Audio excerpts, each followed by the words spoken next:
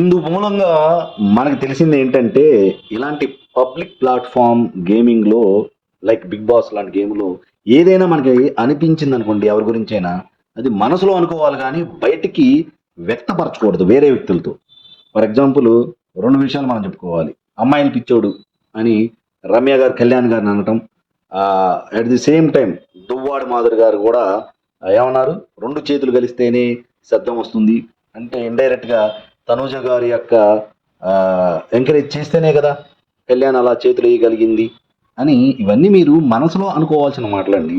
ఇలాంటి పబ్లిక్ ప్లాట్‌ఫార్మ్‌లో ఓపెన్‌గా మాట్లాడకూడదు అనేది చాలామంది తెలుసుకుంటారు వీళ్ళని చూసైనా సరే. ఇక నుంచి ఆడే గేమ్స్‌లో ఎవరైనా సరే పబ్లిక్ ప్లాట్‌ఫార్మ్ లో సో, ఒక వ్యక్తి యొక్క క్యారెక్టర్ అసాసినేషన్ అనేది చేయటం అనేది చాలా తప్పు. సో, ఆహ్, వీళ్ళ గురించే మనం అంటే ఫర్ ఎగ్జాంపుల్ 'రమ్య' గారు, 'దువ్వాడ మాధురి' గారి గురించి మనం మాట్లాడాలనుకోండి రకరకాల అభిప్రాయాలు నెగటివిటీ చాలా ఉన్నాయి సోషల్ మీడియాలో. అవన్నీ మనం పబ్లిక్‌గా మాట్లాడితే వాళ్ళకేమనిపిస్తుంది?